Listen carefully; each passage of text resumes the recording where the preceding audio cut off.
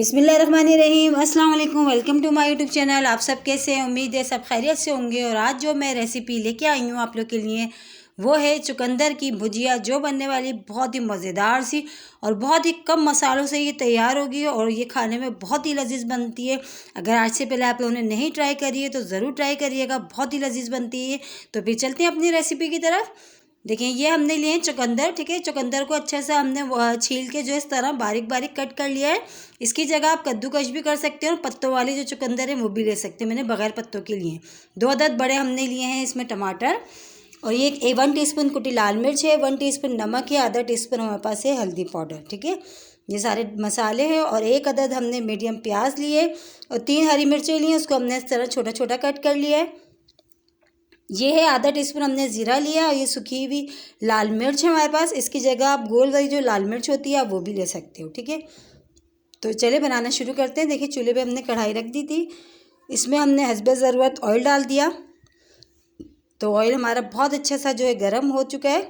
अब इसमें शामिल कर देंगे हम प्याज शामिल कर देंगे। जो हमने एक मीडियम प्याज लिए वो शामिल कर दी और ज़ीरा और जो सूखी लाल मिर्च है वो भी हम प्याज के साथ ही ऐड कर देंगे। और इसको जो है हम थोड़ी देर जो है सिर्फ कलर चेंज होने तक हमने फ्राई करना है। हमने इसको ज़्यादा फ्राई नहीं करना, उसी में हमारी प्याज भी सॉफ्ट हो जाएगी और जो ज़ीरा है वो भी बहुत अच्छा सा जो है भुन जाएगा।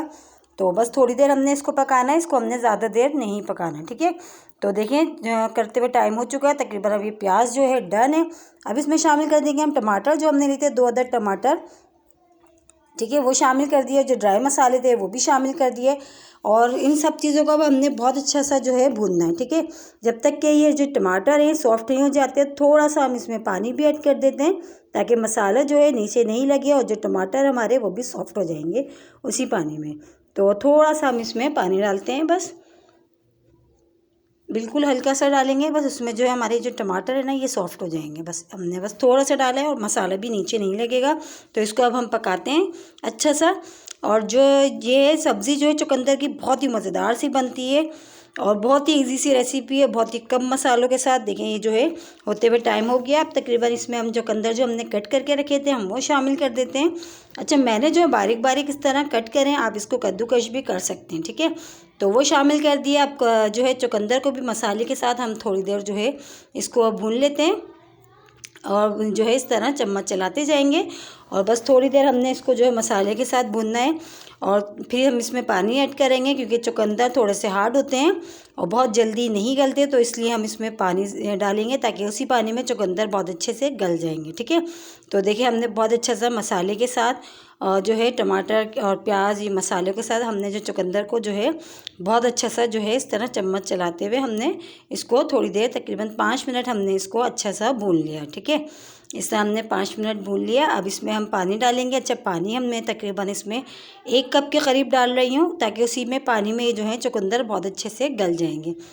और इस तरह 1 कप मैंने पानी डाल दिया इसमें।